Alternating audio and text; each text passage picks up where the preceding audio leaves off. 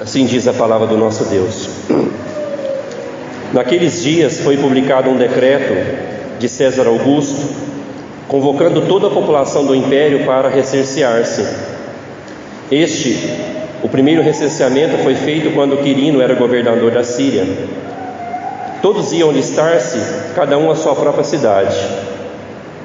José também subiu da Galileia, da cidade de Nazaré para a Judéia, a cidade de Davi, chamada Belém, por ser ele da casa e família de Davi, a fim de alistar-se com Maria, sua esposa, que estava grávida. Estando eles ali, aconteceu completarem-se os dias, e ela deu à luz o seu filho primogênito, enfaixou e o deitou numa manjedoura, porque não havia lugar para eles na hospedaria. Havia naquela mesma região pastores que viviam nos campos e guardavam seu rebanho durante as vigílias da noite. E um anjo do Senhor desceu aonde eles estavam, e a glória do Senhor brilhou ao redor deles, e ficaram tomados de grande temor. O anjo, porém, lhes disse: não temais, eis aqui vos trago boa nova de grande alegria, que o será para todo o povo. É que hoje nos nasceu, na cidade de Davi, o Salvador, que é Cristo, o Senhor. E isso vos servirá de sinal: encontrareis uma criança envolta em faixas e deitada em manjedoura. E subitamente apareceu com um anjo uma multidão da milícia celestial, louvando a Deus e dizendo: glória a Deus nas maiores alturas, e paz na terra entre os homens, a quem Ele quer bem. E ausentando-se deles os anjos para o céu, diziam os pastores uns aos outros: vamos até Belém e vejamos os acontecimentos que o Senhor nos deu a conhecer. Foram apressadamente e acharam Maria e José e a criança deitada na manjedoura. E vendo, divulgaram o que lhes tinham sido dito a respeito deste menino. Todos que ouviram se admiraram das coisas referidas pelos pastores. Maria, porém, guardava todas essas palavras, meditando-as no coração. Voltaram então os pastores, glorificando e louvando a Deus por tudo o que tinham ouvido, e isso como lhes fora anunciado. Senhor, obrigado pela palavra, que possa haver um Natal no nosso coração, no sentido de a gente reavivar o nosso coração para amar o Salvador que nasceu. Enche o nosso coração do Teu amor e da alegria de ter o Salvador Jesus na nossa vida, por meio da Tua santa palavra. No nome dele eu oro. Amém. Nascimentos é uma alegria, não é verdade? A gente, quando alguém da igreja, a gente já fica esperando a fotinha aparecer lá no grupo, né? E daí é engraçado que aparece lá, parece com fulano, mas para mim não parece com ninguém, parece com outro bebê. E a gente faz umas perguntas, né? Qual foi o peso? Qual o peso do menino? Qual o comprimento, né? O tamanho? Você lembra, por exemplo, pais aqui, o peso que seus filhos nasceram? Ou jovens, você lembra que o peso que você nasceu? São coisas assim que a gente é curioso para saber quando nasce uma criança, não é verdade? Meus irmãos, nós estamos diante desse texto do nascimento mais especial e significativo que teve nesse mundo. Uma criança que não teria saber qual o peso dele. No final você vai entender por quê. Não teria como saber, obviamente que naquela época não tinha esse hábito, eu imagino, né, na época de Jesus. Mas se Jesus nascesse nos nossos tempos, não teria como saber o peso daquela criança. O nosso destino também nós não sabíamos quando a gente nasceu. Obviamente que a nossa mãe, o nosso pai falou palavras de bênção para nós devemos falar para os nossos filhos, mas eles não sabem o nosso destino. Mas essa criança que nasceu estava falando muita coisa do destino dele. Estava falando que ele seria vitorioso, que ele pisaria na cabeça da serpente, que aquele bebê seria tão poderoso que ele derrotaria o diabo. Estava falado sobre isso. Estava falado sobre ele, que ele sofreria muito, como Isaías 53. Imagina falar isso do destino de um bebê. Esse bebê vai sofrer muito. Ele sabia, aquele bebê sofreria muito pelos nossos pecados. Estava no destino dele que ele seria rejeitado, inclusive pelo seu próprio povo. Ele diz que ele veio para os seus e os seus o rejeitaram. Estava no destino daquela criança ser rejeitado pelo seu próprio povo, mas estava no destino dele também assentar-se como homem no trono de Davi. Isso estava profetizado sobre ele. Então, o destino daquele bebê especial, o nascimento mais especial do mundo, tinha muita coisa revelada sobre ele. Meus irmãos, e essa noite nós vamos ver que Deus é glorificado em salvar esse mundo e salvar os pecadores por meio do seu Filho. Deus é glorificado em salvar os pecadores por meio do seu Filho. Esse texto basicamente nos mostra isso. O nascimento mais importante do mundo. É tão curioso que esse nascimento há um contraste com os valores desse mundo. Porque aqui, meus irmãos, o contexto é que teve um decreto do imperador. Decreto que tinha a caneta para assinar decretos. Mas a gente vai ver que por trás da caneta do imperador tinha a mão de Deus. O anúncio do anjo para Maria que ela ficaria grávida tinha sido na Galileia. Então eles estavam na Galileia, que era lá em Nazaré, mas as profecias diziam que Jesus ele nasceria em Belém. O profeta Miqueias, séculos antes, no capítulo 5, no versículo 2, ele fala: "E tu, Belém, pequena demais para figurar como grupo de milhares de Judá, de ti sairá o que há de reinar em Israel, de cujas origens desde os tempos antigos, desde os tempos da antiguidade, da eternidade." Então o profeta disse que ele ia nascer em Belém, mas a sua família estava na Galileia. Mas a profecia é que nascerá em Belém o rei que tem origem na eternidade. E daí o que acontece na providência de Deus? César aí que ele quer fazer um recenseamento, o imperador quer fazer um recenseamento, um alistamento. E geralmente eles faziam isso, meus irmãos, para controlar os impostos. Geralmente os historiadores dizem que quando era convocado um recenseamento, um IBGE, era para controlar os impostos, para aumentar mais impostos, a arrecadação. Então cada família, não é como hoje que a gente faz um cadastro do nosso CPF pela internet, cada família ela tinha que alistar-se na sua cidade.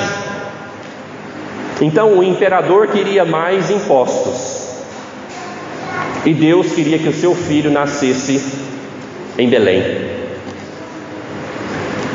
Algo parecido com os nossos dias, né? No Brasil nós temos algumas certezas para esse próximo final de ano. Daqui uns dias vai começar a chover, se Deus quiser. Está precisando, né? Mas muito provavelmente até o final do ano vai ter mais um imposto novo para a gente pagar. Governantes querem impostos, mas Deus quer cumprir os seus planos. E veja que Deus usa a impiedade dos homens para cumprir os seus propósitos. Porque o menino tinha que nascer em Belém. Em Provérbios capítulo 21, versículo 1 fala que o coração do rei está nas mãos do Senhor. E daí o que acontece? A família José e Maria, eles têm que ir para Belém agora para recensear-se. O rei com origem na eternidade, nós vimos aqui no relato bíblico que ele também não nasce num palácio. Ele não nasce na capital do Império Romano, mas ele nasce na insignificante Belém. Tanto que o profeta Miqueias, quando ele vai falar sobre Belém, ele pega e fala assim: "Pequena demais, de ti sairá o rei que há de reinar em Israel." E aqui nós vemos no relato bíblico, meus irmãos, então aquela cidade era insignificante, talvez um povoado. E no relato bíblico fala que a cidade estava cheia. E provavelmente, porque as pessoas tinham que ir para sua cidade para recensear-se, então tinha muita gente na cidade. E provavelmente eles atrasaram. Por quê, meus irmãos?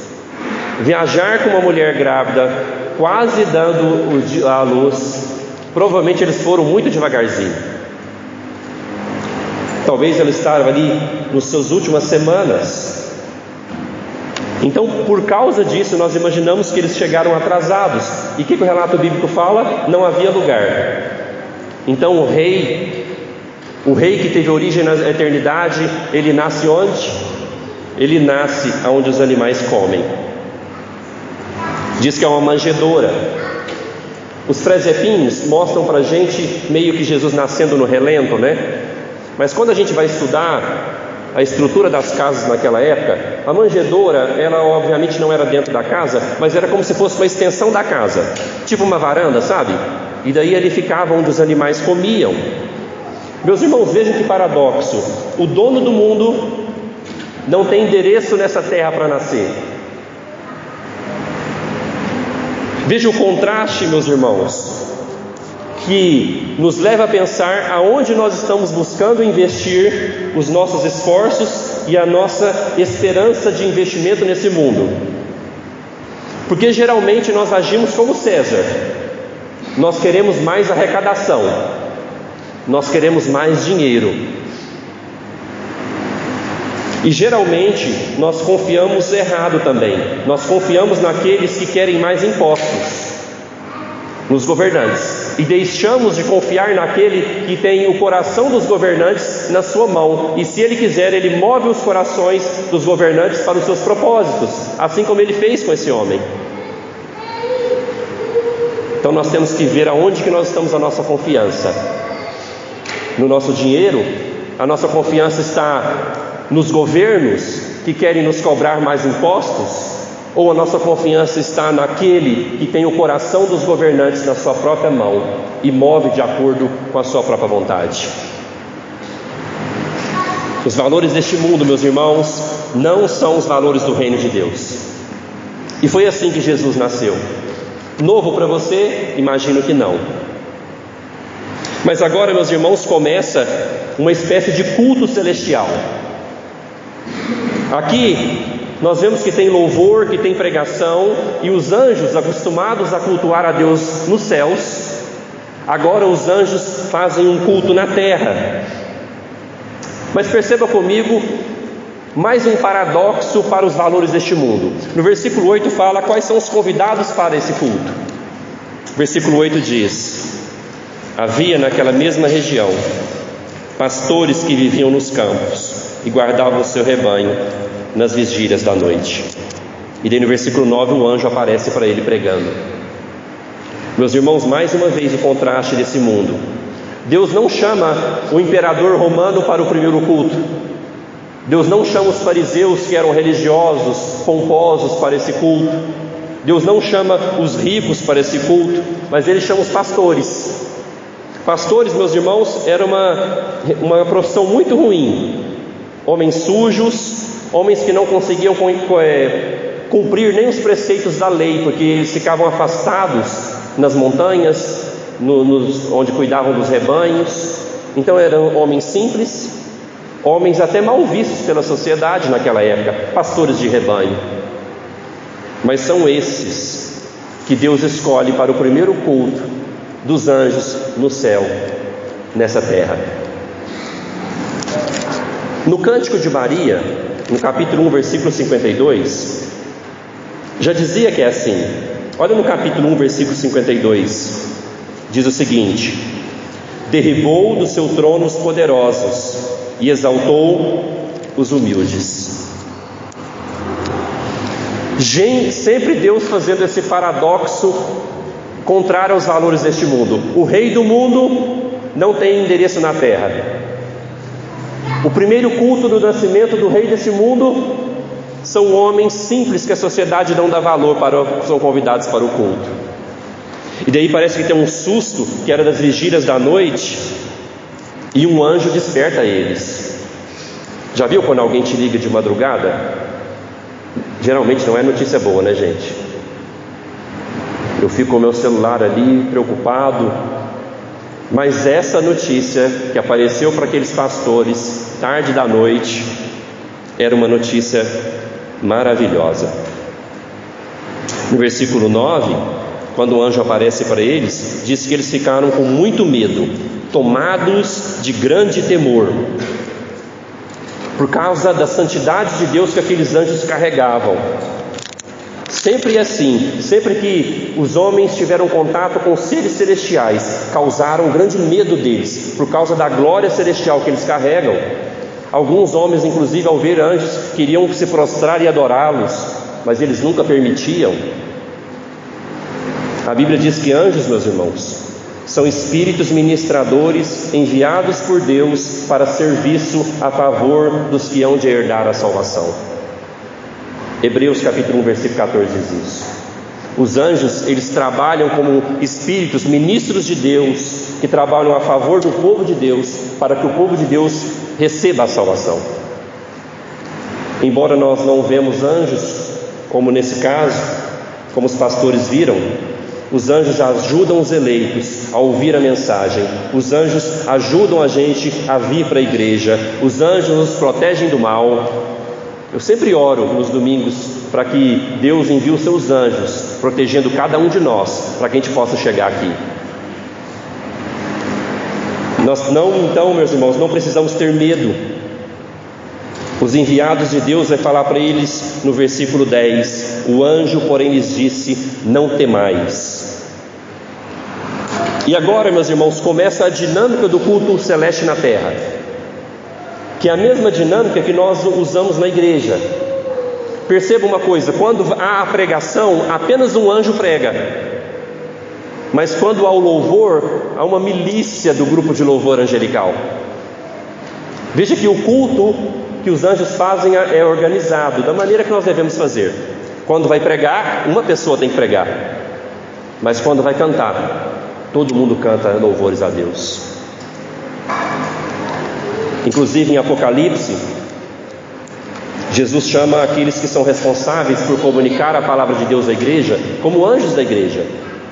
Em Apocalipse 2:8, por exemplo, diz o seguinte: ao anjo da igreja de Esmirna escreve. Então essa dinâmica desse culto é a dinâmica da igreja. Em Apocalipse diz que aquele que comunica a mensagem à igreja é uma espécie de anjo da igreja, porque ele recebe a mensagem de Deus e ele comunica para a igreja. Assim, esse texto que eu estou comunicando com vocês hoje, eu meditei nele durante a semana, eu orei sobre ele durante a semana, e hoje estou colocando a vontade de Deus para a igreja. Mas na hora de louvar, eu não posso fazer isso sozinho. Todos louvam. Meus irmãos, no versículo 10, eu quero que a gente veja que essa notícia que o anjo traz para eles, ele vai falar: não temas, eis que trago boa nova de grande alegria, que será para todo o povo. A notícia, essa boa nova, meus irmãos, que é o Evangelho, é uma notícia que causa alegria naqueles que recebem. Lembrando pregações passadas, quem são aqueles que recebem com alegria a mensagem do Evangelho? Gente simples, como esses pastores. Gente que conhece a sua miséria do seu coração. Gente que reconhece que é pecador e precisa dessa mensagem de salvação. Essa mensagem, quando recebida por corações assim, corações humildes como esses homens pastores, é uma mensagem de grande alegria para gente simples. E agora eu quero ver com vocês o conteúdo da pregação do anjo, que está no versículo 11. Alguém lê para mim em voz alta, por favor? Cristiano. É que hoje nos nasceu na cidade de Davi o Salvador, que é Cristo o Senhor. Esse é o conteúdo da pregação do anjo, que nasceu na cidade de Davi, como Deus havia prometido em 2 Samuel capítulo 7, versículo 16. O profeta ali tinha falado que nasceria no trono de Davi, nasceria um menino. Então ele nasceu, ele tem carne e osso, e diria que ele seria chamado de o quê? De o Salvador. Ou seja, aquele menino, aquele rei da eternidade que nasceu, ele teria uma missão e teria um propósito. Ele seria o Salvador. Veja que Jesus, o propósito dele, a missão dele, não era uma missão como de um economista, de melhorar as finanças do povo de Deus. A missão e o propósito dele não era de um psicólogo, de melhorar as emoções das pessoas. A missão e o propósito dele não era de um sociólogo, de melhorar as relações sociais. A missão dele, o propósito não seria de ser um filósofo, de discutir ideias com as pessoas. Nada disso, porque essas não são as nossas grandes necessidades. Jesus não veio como um filósofo para aumentar o nosso intelecto, Ele não veio como um economista para melhorar as nossas finanças, Ele não veio como um psicólogo para acalmar as nossas emoções. Não é esse o propósito. A nossa principal necessidade era de ter um Salvador. Ele veio para nos salvar, Ele veio para nos perdoar, Ele veio para pagar a nossa dívida. Então o anjo anuncia: nasceu o Salvador. Assim como ele tinha dito para Maria no capítulo 1 de Mateus, versículo 21, que deveria colocar o nome dele de Jesus, porque ele salvaria o seu povo dos seus pecados. Meus irmãos, por que eu estou falando isso? Hoje estão confundindo com muitas mensagens qual o propósito da vinda de Jesus. Que o propósito da vida de Jesus é tornar a sua vida melhor, é acalmar o seu coração e as suas emoções, é melhorar a relação social desse mundo.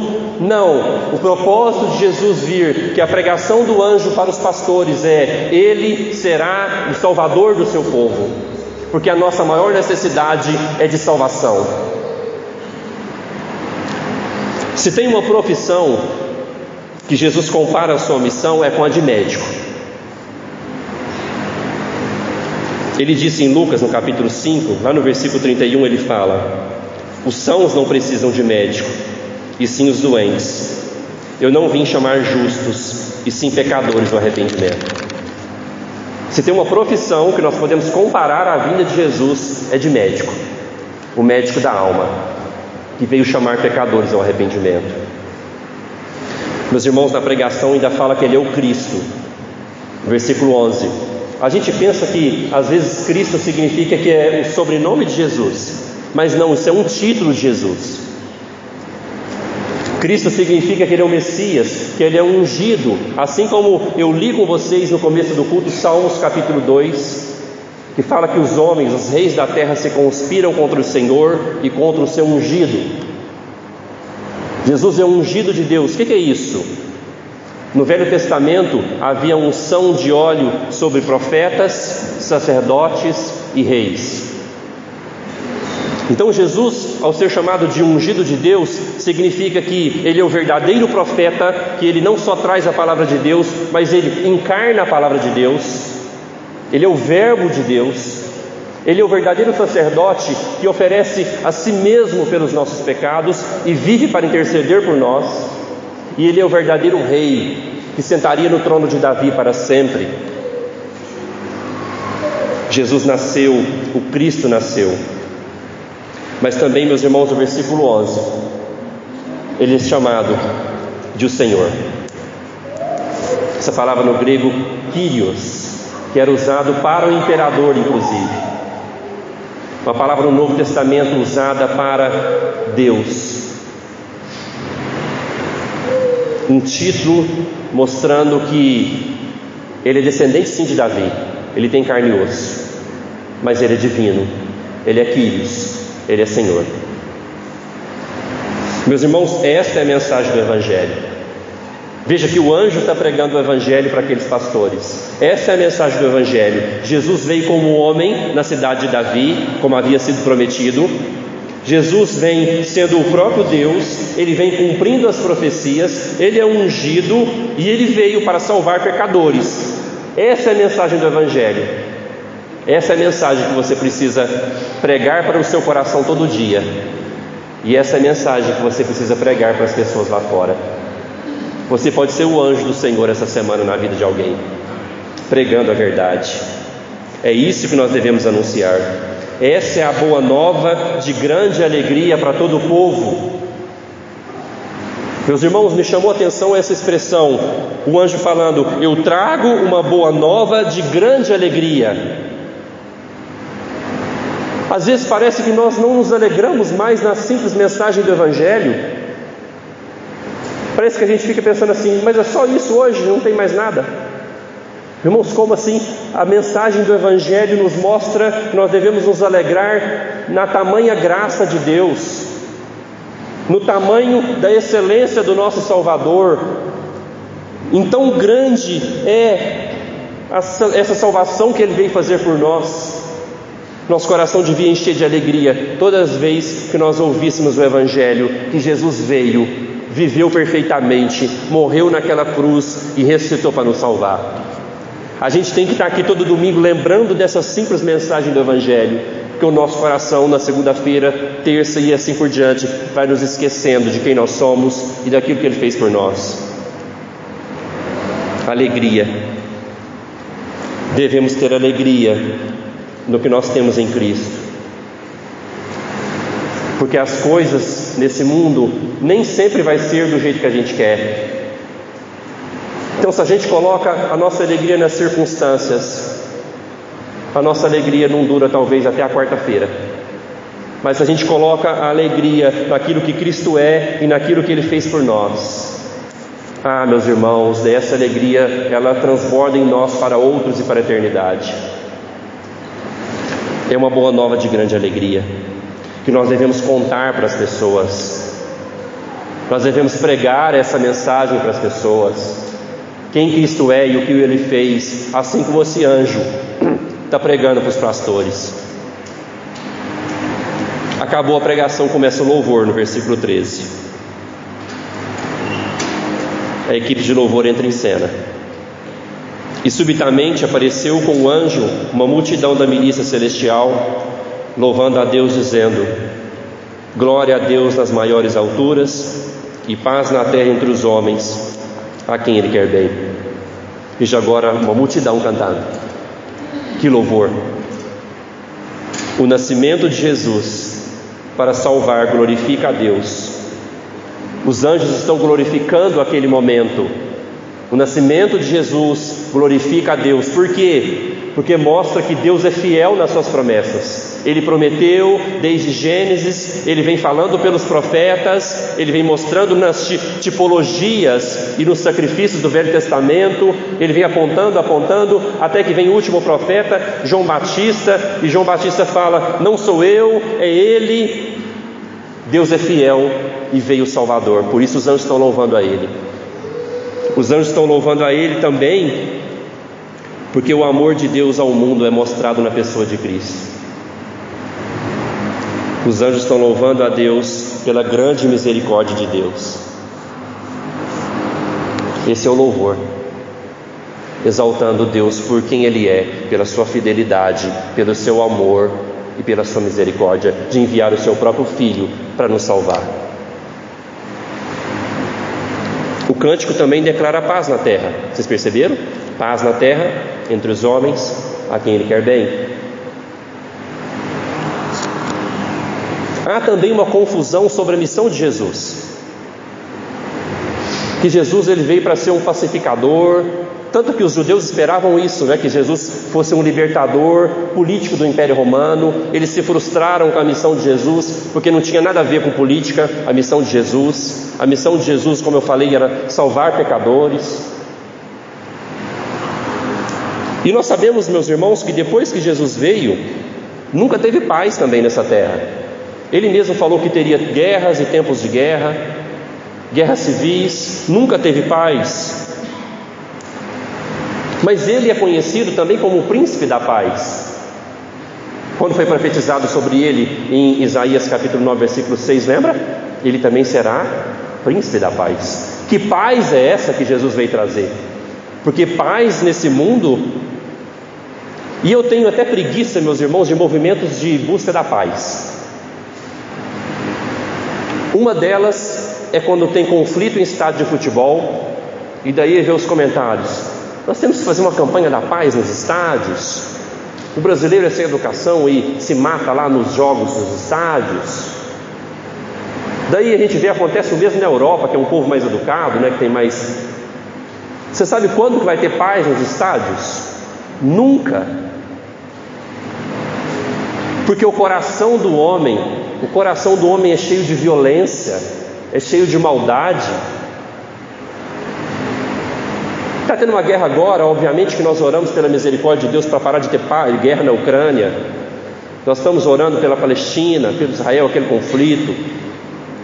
Mas não vai parar de ter guerra. Mas que paz é essa que Jesus veio trazer, meus irmãos? A paz entre Criador e criatura, a paz entre céus e terra. Jesus veio se pacificar com esse mundo rebelde. Jesus veio se pacificar com o seu povo amado e escolhido. E Jesus veio como o príncipe da paz, o pacificador entre nós e Deus. E obviamente que uma vez que nós nos pacificamos, nos reconciliamos com Deus, nós temos condição agora de ter um coração pacificado para nos pacificar com os outros e nos reconciliar com os outros. Mas sabe quando que vai parar de ter conflito, briga no estádio de futebol? Só se todo mundo se converter. Mas não vai parar. Mas aonde, meus irmãos, que Jesus fez a paz, que essa paz na terra que os anjos estão cantando, aonde a Bíblia fala em Colossenses capítulo 1 versículo 20, que foi na cruz. Colossenses 1:20 diz: e que havendo feito a paz pelo seu sangue da sua cruz, por meio dele reconciliou consigo mesmo todas as coisas, quer sobre a terra, quer sobre o céu. Veja que a paz que é cantada pelos anjos, Colossenses 1:20, o apóstolo Paulo explica que Jesus fez a paz pelo seu sangue naquela cruz. Ele reconciliou terra e céu. É essa a paz que os anjos estão cantando. Então, por isso, todo aquele que crê em Jesus e se humilha arrependido diante de Deus, Romanos 5:1 fala que agora ele tem paz com Deus. É essa paz que Jesus veio trazer. É a quebra da nossa inimizade contra Deus, é a nossa reconciliação com Deus, é a nossa pacificação com Deus. É essa paz que os anjos estão cantando a quem Ele quer bem. Meus irmãos, agora mesmo vamos acabar o culto, e o culto agora celestial acabou. Versículo 15: e ausentando-se deles os anjos para o céu. Os anjos voltaram para casa, igual você vai fazer daqui a alguns minutos. Eles voltaram para casa, e os pastores creram na mensagem.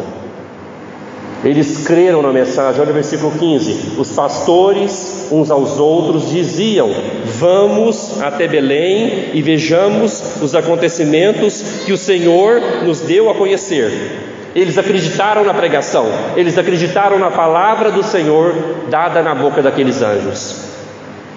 Eles creram. Então diz, meus irmãos, versículo 16, que eles foram apressadamente. O que isso significa? Eles abandonaram os animais que estavam cuidando. Por quê? Eles encontraram algo mais urgente para fazer do que os seus afazeres comuns e seculares. Eles deixaram o trabalho e eles falaram: vamos até Belém. Eles creram na mensagem. A mensagem foi ouvida e a mensagem foi acompanhada de uma atitude prática. Assim tem que ser, meus irmãos. Se você vem aqui todo domingo, ouve a mensagem que é dada do Senhor ao anjo da igreja, se você ouve, mas não pratica, não vai valer de nada na sua vida.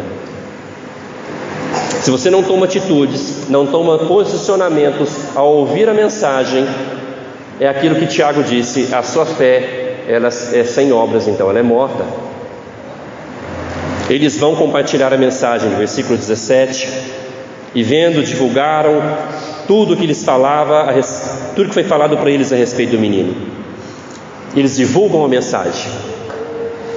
Mais uma aplicação boa para nós. O que você tem que fazer essa semana? Divulgar a mensagem que você está ouvindo. Contar para alguém a boa nova de salvação de grande alegria. Vai divulgar. Os seus familiares, os seus vizinhos, o seu trabalho. Chama alguém e fala assim: deixa eu te contar aqui que eu ouvi na igreja ontem. A pessoa: me conta aí então. Vai visitar alguém da sua família que precisa ouvir o Evangelho. Conta para os seus filhos que estão lá na salinha. Muitos ouviram no versículo 18. No versículo 19 é interessante: Maria, porém, guardava todas as palavras, meditando-as no coração. Maria ainda não tinha entendido muito bem, embora o anjo tinha falado com ela tudo o que ia acontecer. Ela, como mãe, ainda estava meditando no coração tudo o que ia acontecer com seu filho. Qual foi o resultado? No versículo 20 diz que eles voltaram, então os pastores, glorificando e louvando a Deus por tudo o que tinham ouvido e visto, como lhes fora anunciado. Aqueles pastores nunca mais foram os mesmos. Eles foram alcançados com a boa nova de grande alegria, e eles passavam agora glorificando a Deus e louvando a Deus. Assim como todo aquele que crê na boa nova de grande alegria, a sua vida nunca mais será a mesma. Você vai passar a glorificar e a louvar a Deus por aquilo que você ouviu e que o seu coração creu, pela graça do Espírito Santo. Meus irmãos, por que não teria como saber o peso de Jesus, o peso daquele bebê? Porque ele carregava o peso da glória de Deus, o Verbo de Deus encarnado. Não tinha como saber o peso dele. E também depois não teria como saber o peso do castigo que ele levou naquela cruz, da ira de Deus tão pesada, carregada pelos nossos pecados. Não tinha como mensurar o peso dele. Hoje, meus irmãos, então, eu quero te desafiar a se alegrar. Essa boa nova é de grande alegria. Você não está alegre de ter Jesus?